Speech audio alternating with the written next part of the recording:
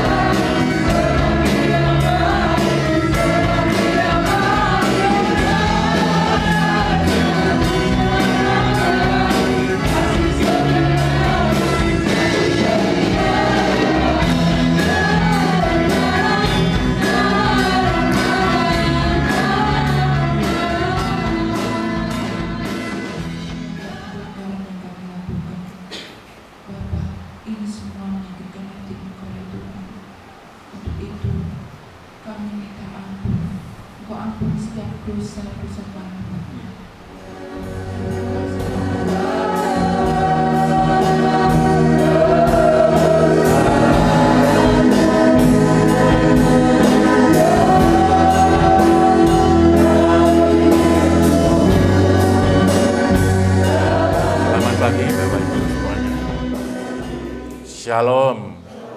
Kiranya kasih karunia dan damai sejahtera dari Tuhan Yesus Kristus menyertai kita semua.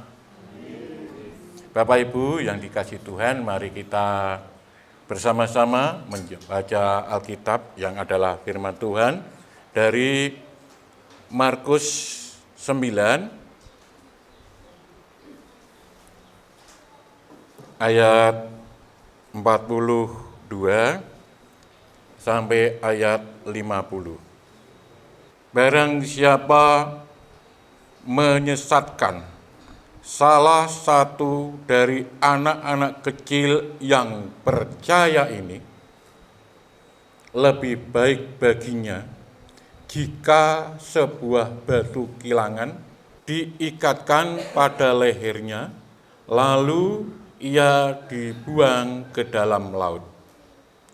Dan jika tanganmu menyesatkan engkau, penggalah, karena lebih baik engkau masuk ke dalam hidup dengan tangan kudung daripada dengan utuh kedua tanganmu dibuang ke dalam neraka, ke dalam api yang tak terpadamkan. Di tempat itu, ulatnya tidak akan mati, dan apinya tidak akan padam. Dan jika kakimu menyesatkan engkau, penggalah, karena lebih baik engkau masuk ke dalam hidup dengan timpang, daripada dengan utuh kedua kakimu dicampakkan ke dalam neraka. Di tempat itu, ulatnya tidak akan mati dan apinya tidak akan padam. Dan jika matamu menyesatkan engkau, cungkilah, karena lebih baik engkau masuk ke dalam kerajaan Allah dengan bermata satu daripada dengan bermata dua dicampakkan ke dalam neraka, di mana ulat-ulat bangkai tidak mati dan api tidak padam. Karena setiap orang akan digarami dengan api. Garam memang baik, tetapi jika garam menjadi hambar, dengan apakah kamu mengasinkannya? Hendaklah kamu selalu mempunyai garam dalam hatimu, dan selalu hidup berdamai yang seorang dengan yang lain. Amin. Sedemikian jauh pembacaan firman Tuhan. Berbahagia kita yang mendengarkan firman Tuhan ini dan melakukan dalam kehidupan sehari-hari. Amin. Bapak, Ibu, Saudara yang dikasihi Tuhan Yesus, untuk renungan pagi ini temanya adalah mau menerima kehadiran Tuhan. Mau menerima kehadiran Tuhan. Bapak Ibu yang dikasihi Tuhan, Bapak Ibu pernah melihat lukisan Tuhan Yesus di depan pintu gini loh. Pernah lihat nggak? Pernah nggak? Semua pernah ya? Ya nggak semuanya, mungkin sebagian besar pernah melihat itu. Lukisan yang asli itu dibuat oleh pelukis yang bernama William Holman Hunt. Nah ini dibuat sudah lama sekali. Dibuat tahun 1800. Kalau 1851, sekarang sudah berapa tahun? 100 tahun lebih lah. Tapi lukisan itu masih ada, masih eksis sampai sekarang.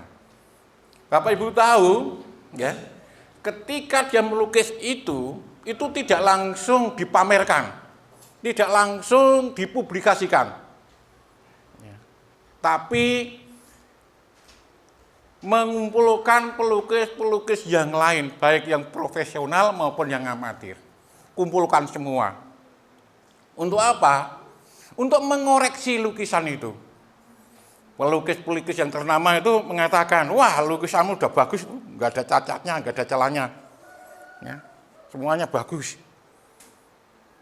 Itu dia belum puas, ngundang lagi, sampai 3 kali itu. Ngundang orang-orang yang pinter melukis, yang ya tukang kritik pelukis juga itu diundang. Itu sampai 3 kali. Yang terakhir Bapak Ibu, undang lagi ada pelukis amatir, pelukis yang tidak profesional. Tunjuk jari. Ada Bapak Han, orang orang Inggris itu Bapak Han itu. Ada. Yang mana? Tolong tunjukkan. Ternyata lukisan Bapak ini masih kurang. Kurang apanya? Ternyata tidak ada handle pintunya. Bapak Ibu pernah menyaksikan itu? Ada handle pintunya enggak itu? Mungkin kalau sekarang yang tidak asli mungkin sudah ditambah ya, punya handle pintu. Tapi yang asli tidak ada handle-nya, enggak ada pegangan pintunya dulu, enggak ada. Oh itu. Saya sudah tahu itu, sudah tahu ternyata kalau memang lukisan itu tidak diberi handle pintu di pintunya itu, enggak ada. Gini, saudara-saudaraku, mengapa lukisan ini tidak saya beri lukisan handle pintu? Itu karena pintu ini hanya dapat dibuka dari dalam, pinter, dari dalam. Dari luar enggak bisa dibuka, hanya dapat dibuka dari dalam. Ini bukan pintu biasa, saudara-saudaraku, tapi inilah pintu hati kita. Dia hanya dapat dibuka dari dalam. Yang membuka orang yang di dalam, yang punya pintu itu. Tuhan Yesus ya tidak pernah memaksakan kehendaknya membuka dari luar atau mendobrak pintu hati saudara. Oh, gitu. Jadi Tuhan Yesus itu adalah Tuhan yang sangat halus, ya. Tuhan yang sangat menghargai pilihan dari orang-orang itu. Sejak zaman purbakala, sejak zaman Adam dan Hawa, Tuhan itu enggak pernah memaksakan kehendak. Jadi Tuhan memberi pilihan, kalau kamu makan buah yang ini, yang wadah berpuluh-puluh ribu pohon ini, kamu hidup. Tapi satu yang enggak boleh kamu makan, tengah-tengah ini. Tapi manusia bukan memilih yang buahnya itu, tapi malah yang memilih yang dilarang. Kadang-kadang yang dilarang itu yang dipilih ini. Jadi Tuhan itu memberi pilihan sejak zaman dulu.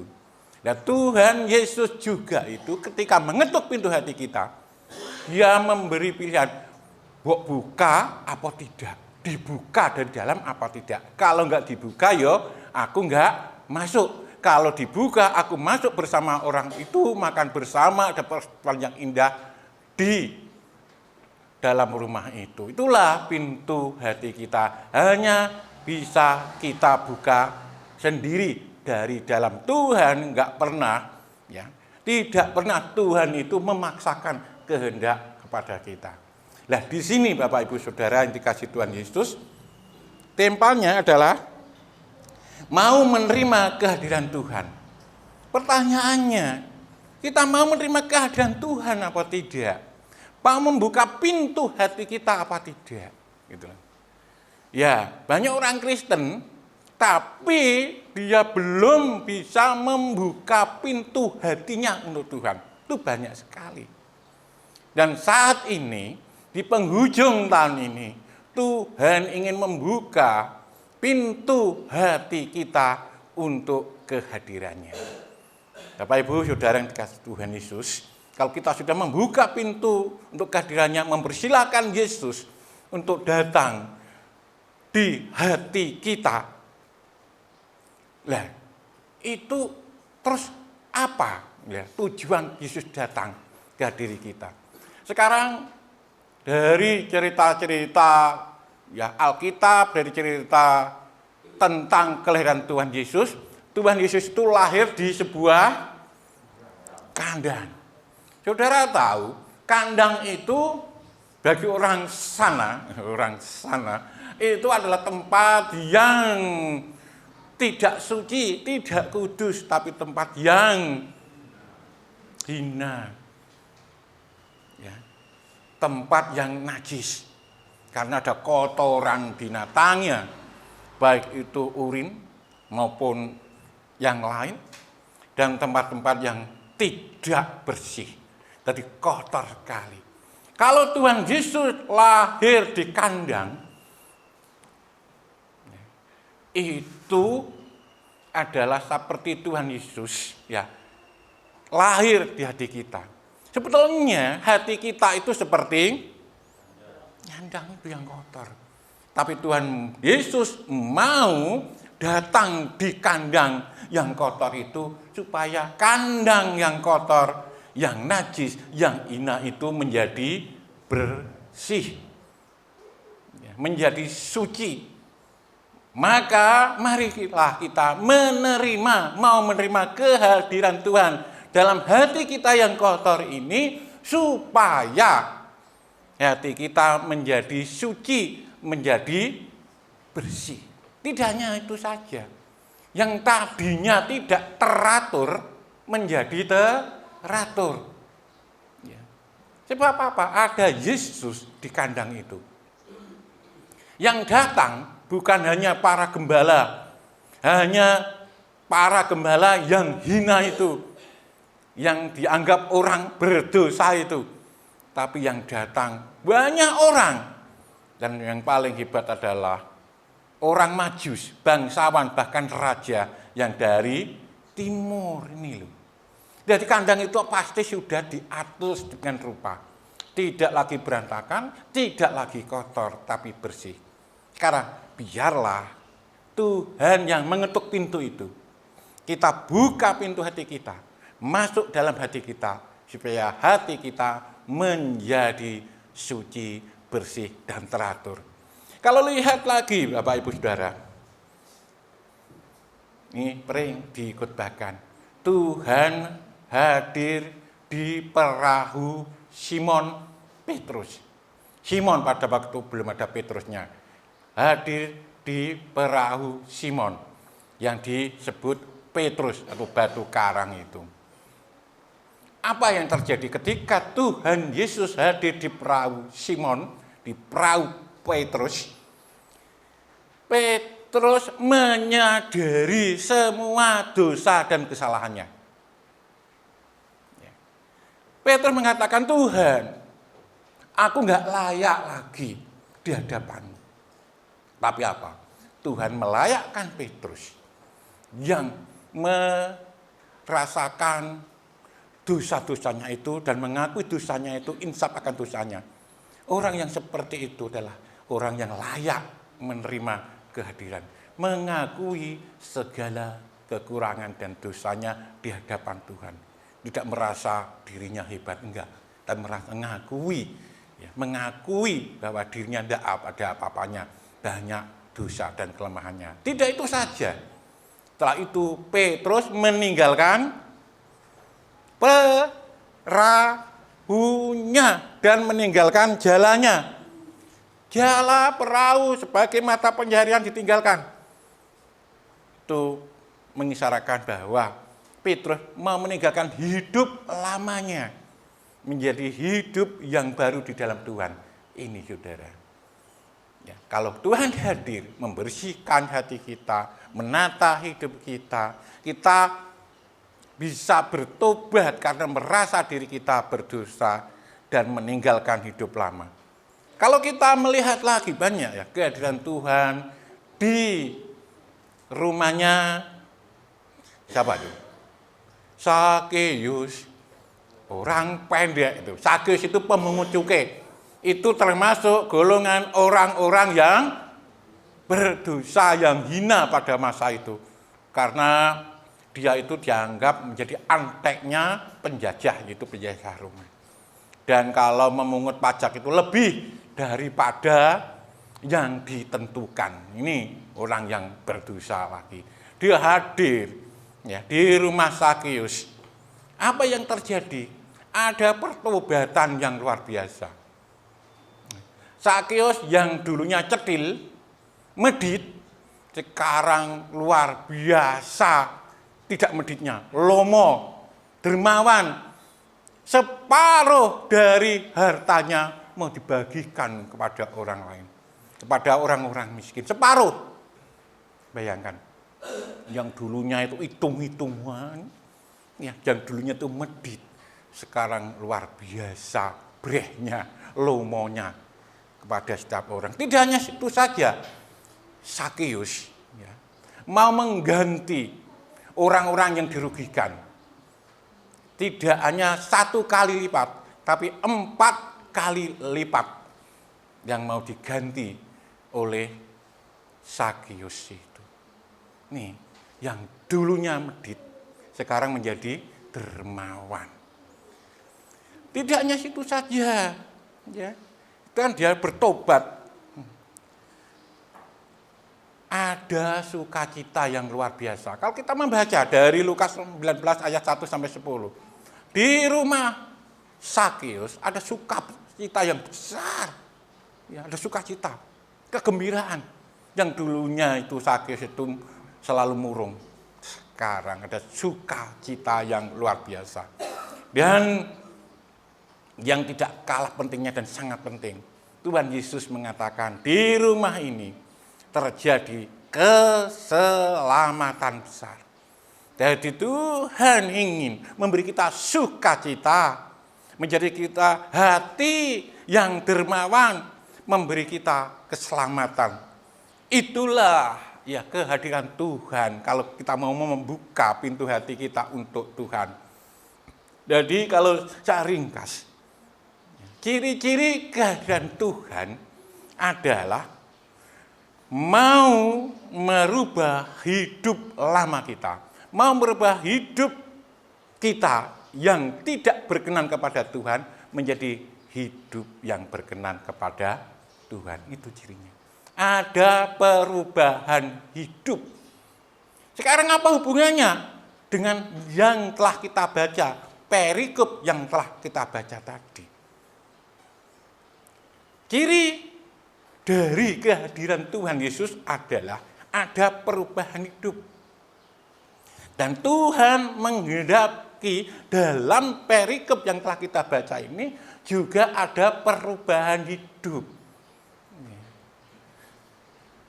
Dari perikop yang kita baca ini adalah salah satu ciri ya, orang yang telah menerima kehadiran Tuhan Yesus. Kalau cirinya murid SD itu osisnya itu coklat itu. Kalau SMP itu yang kuning. Nah, itu ciri salah satu. Ciri sebagai murid itu mesti aktif mau datang ya ke sekolahan untuk diajar. Itu ciri sebagai murid, baik itu SD, SMP, SMA. Ya seperti itu ciri-cirinya. Ciri yang lain banyak ya. Di situ ada bednya tulisan SD mana atau SMP mana, SMA mana. Ya, itu ciri-ciri dari murid. Sekarang ciri-ciri orang yang telah menerima kehadiran Tuhan Yesus dalam hatinya adalah tidak lagi menjadi batu sandungan atau menyesatkan orang lain. Tidak menjadi batu sandungan atau menyesatkan orang lain. Maksudnya adalah orang itu tidak membuat orang lain itu berdosa. Tidak lagi menjadi orang lain itu terhambat datang kepada Tuhan. Adakah yang seperti itu? Lah ceritanya Pak Pendeta kan pernah tuh. Yang namanya orang India itu siapa tuh? Orang India itu loh yang terkenal itu loh. Siapa?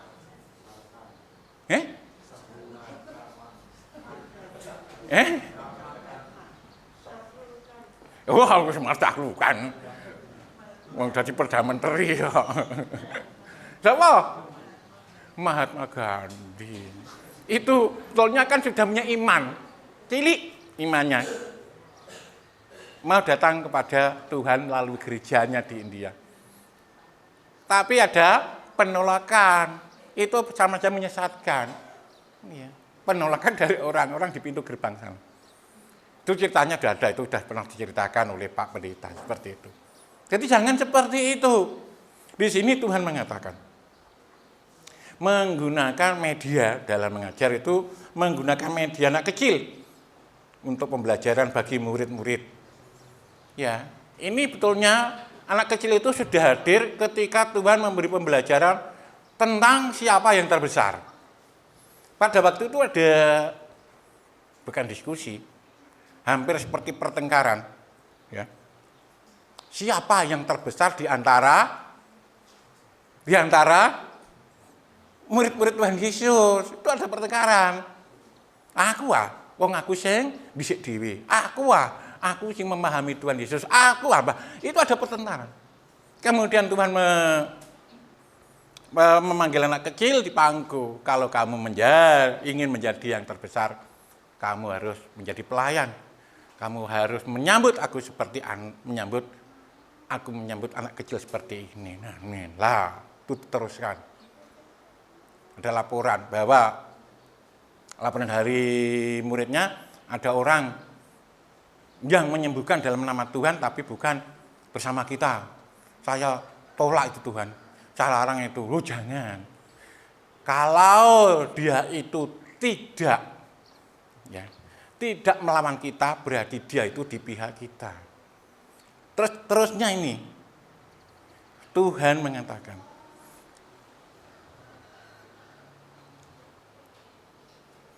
barang siapa menyesatkan salah satu dari anak kecil yang percaya ini, lebih baik baginya jika sebuah batu kilangan diikatkan pada lehernya, lalu ia dibuang ke dalam laut. Lah, batu kilangan itu gedene sepiro? Ya, belum pernah melihat batu kilangan tuh ya. Yang di sana. Karo kakaknya Pak Agung ya, sudah melihat dengan mata kepala sendiri. Karena pernah ke Israel kemarin tuh. Aku dia-diai juga. Karena pernah ke Israel. Tas, ya Dek. Nah, ada tulisannya Israel, ada tulisannya pakai dari sananya. Ya, tapi mestinya berat itu batu kilangan itu untuk menggiling loh. Kalau untuk menggiling itu loh, untuk tahu itu kedelai jadi tahu itu besar loh. Saya pernah lihat itu waktu kecil guling. Jadi ada batu dan batu, kemudian di tengahnya, di pinggirnya sini ada bolongan untuk naruh dari kedelainya, itu diputar, yang mutar itu satu orang itu, beberapa orang itu besar. Kalau itu diikatkan di leher kita, dilempar ke dalam, ya nggak bisa apa-apa, patinya ya mati, kejam banget. Tapi itu adalah upah orang yang menyesatkan. Di sini dikatakan menyesatkan. Ya, di sini kan menyesalkan anak kecil. Anak kecil itu bisa anak kecil sungguhan, bisa orang yang imannya masih kecil.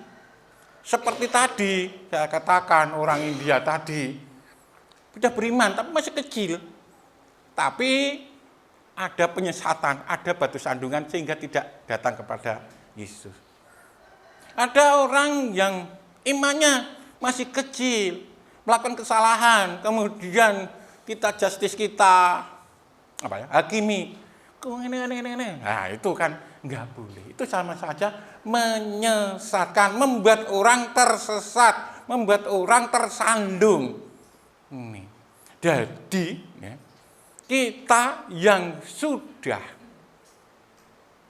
ada Yesus dalam diri kita, dalam hati kita, pasti tidak akan menyesatkan.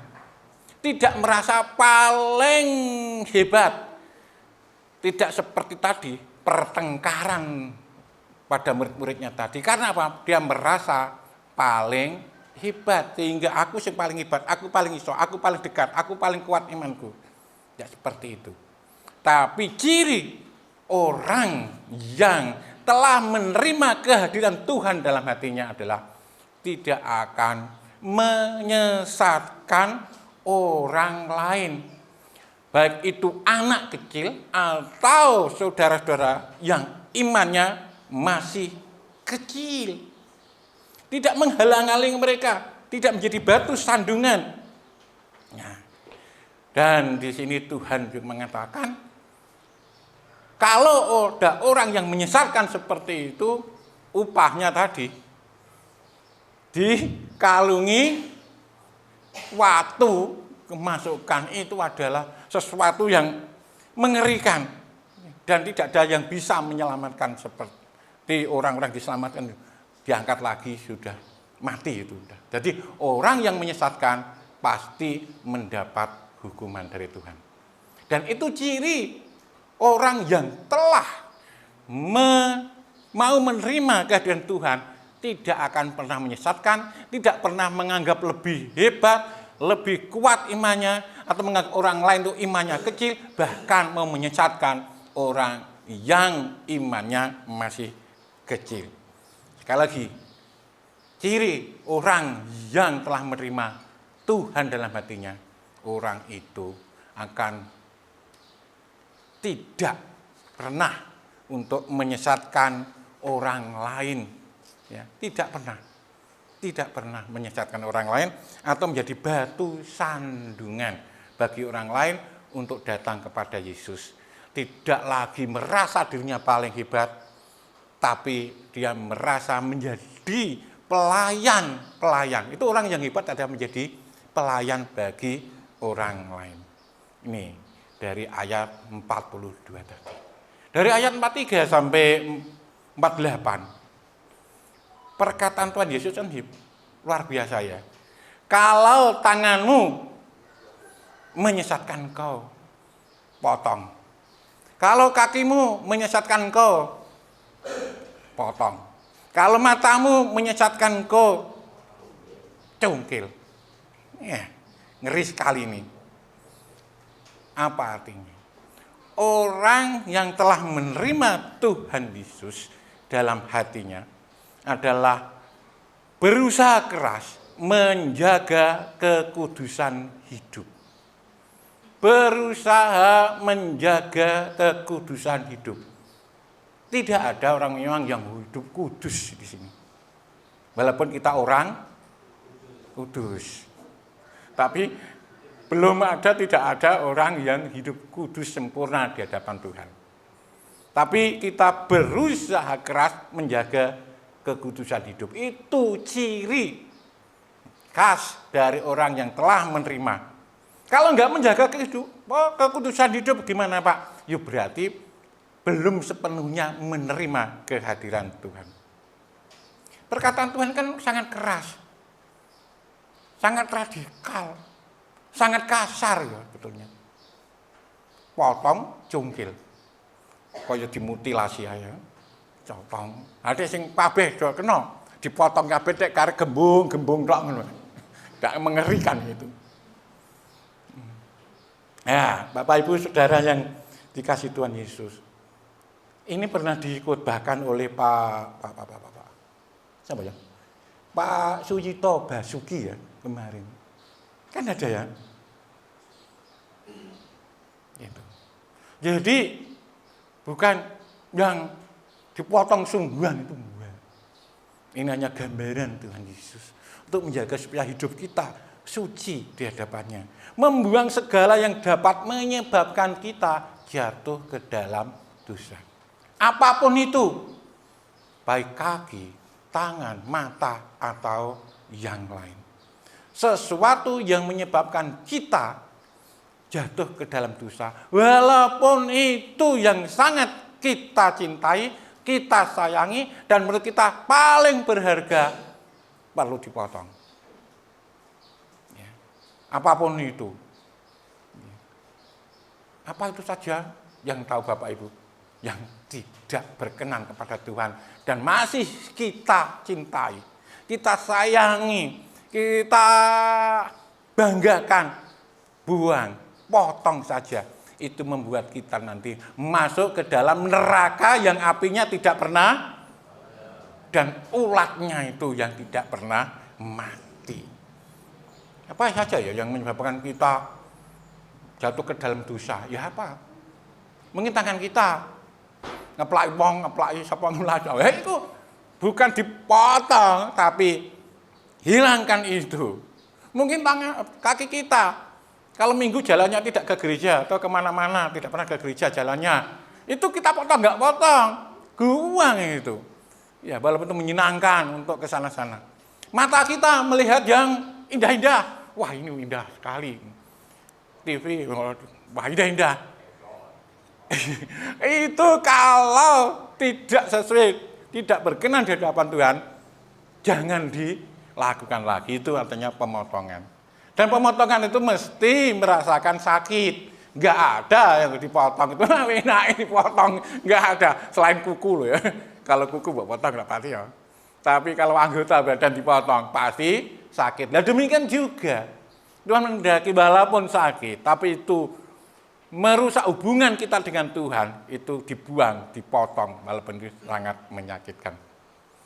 Dan Bapak Suyito Basuki dulu itu mengatakan, kita harus lebih mengutamakan kekekalan daripada, masih ingat kan? Kita harus mengutamakan kekekalan daripada kekinian. Kekinian itu yang apa ya? Kita tahu tidak. Yang untuk hidup, untuk kekinian, ya, tapi tidak menyenangkan Tuhan. Jadi itu kita buang. Ya. Maka saya suka ayat ini. Carilah dahulu kerajaan Allah dan kebenarannya, maka semua itu akan ditambahkan kepadamu. Itu Matius 6 ayat 33. Itu senang sekali ayat itu. Jadi walaupun antara spiritual dan keduniawian itu harus imbang, tapi yang lebih diutamakan adalah yang spiritual. Harus mengutamakan Tuhan dulu. Walaupun harus imbang, tidak Tuhan tok kemudian keduniawian enggak diapa-apakan, enggak seperti itu. Tapi harus imbang, tapi yang lebih utama adalah mengutamakan Tuhan. Sebab itu matikanlah keinginan-keinginan dunia yang merongrong dirimu, seperti percabulan, hal-hal yang tidak senonoh, hawa nafsu, keinginan jahat, dan keserakahan. Karena keserakahan adalah serupa dengan penyembah berhala. Kolose 3 ayat 5. Jadi, ya, ciri khas orang yang telah menerima kehadiran Tuhan. Yang kedua adalah berusaha menjaga kekudusan hidup. Berusaha menjaga kekudusan hidup. Itulah ciri orang Kristen yang telah menerima kehadiran Tuhan di dalam hidupnya. Kemudian dari ayat yang 49 dan 50 itu, berguna bagi sesama. Memberi manfaat kepada sesama. Berguna bagi sesama, itu penting. Ya. tidak malah tidak berguna, tidak malah menyebalkan. Tidak, adalah orang yang gini loh. Ana wong jagong wong akeh bareng-bareng gitu, bareng-bareng jagong. Ketekan wong mau bubar. Itu berarti tidak membuat orang lain tentram, tidak membuat orang lain itu damai, tapi malah membuat orang lain tidak damai, maka ditinggalkan. Dan di sini Tuhan menghendaki berguna bagi sama. Jadi kan garam itu gunanya kan macam-macam ya. Kita terangkan berulang kali. Garam itu manfaatnya banyak sekali. Yang jelas untuk penyedap masakan. Nerano garam, masakan kuah itu, mbok suwikine buahnya enak tanpa duwe garam, mesti hambar rasanya. Jadi penyedap. Kita itu diciptakan Tuhan untuk memberi pengaruh yang sedap bagi lingkungan kita. Garam juga itu untuk mengawetkan barang supaya nggak busuk. Jadi menjaga supaya kita tidak ada pembusukan dalam hati kita dan orang lain juga tidak terjadi pembusukan. Itu faedah garam. Bahkan untuk obat yang diare itu mesti kenal apa? Larutan gula garam, ada gulanya, ada garamnya. Itu juga untuk obat. Ada lagi untuk pupuk loh betulnya garam itu. Tapi apakah garam bisa menjadi tawar? Ternyata di sini mengatakan bisa. Kalau sudah ditawar tuh nggak ada gunanya selain dibuang diinjak-injak orang. Ada yang pernah saya melihat membaca ya di internet itu. Garam dulu di Israel itu ada yang gini, garam. Ada yang itu ambil dari laut mati atau dari mana, itu bentuknya begini.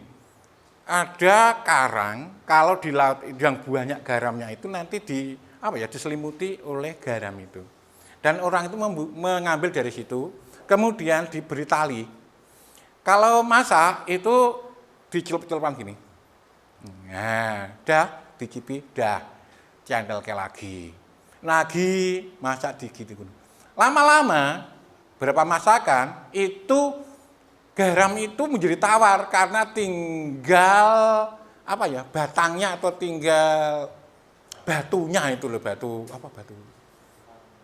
karangnya itu, katanya seperti itu. Kalau sudah seperti itu nggak ada gunanya, untuk pupuk nggak bisa, untuk apa-apa nggak bisa, dibuang dan diinjak-injak orang. Jadi ternyata garam itu bisa menjadi tawar. Kalau sudah menjadi tawar, ya dibuang aja. Tuhan nggak menghendaki kita tawar, tapi Tuhan menghendaki kita berguna bagi sama untuk kemuliaan nama Tuhan. Kemudian apa? Api di sini kan dijelaskan di situ. Garam dan api. Api itu saya pernah mendengar khotbahnya Bu Ketua Umum Bu Harne itu. Api itu apa Bu? Penyucian kan itu dah. Disucikan, pemurnian, pengujian, duji. Kita duji. Kekristenan kita duji. Semakin kuat. Ya memang panas, memang sakit, tapi itu membuat kita menjadi murni. Ada yang katanya itu masih bercampur macam-macam, kemudian dibakar, nanti yang sampah-sampah menjadi terbakar hilang, kemudian tinggal emasnya, itu pemurnian emas. Lah kita itu Tuhan menghendaki supaya kita menjadi murni seperti emas murni. Ya, murni itu ada orang sini enggak nyaman murni ya. Ada yang murni pokoknya, murni ya diuji dengan api tadi. Walaupun itu sakit ya.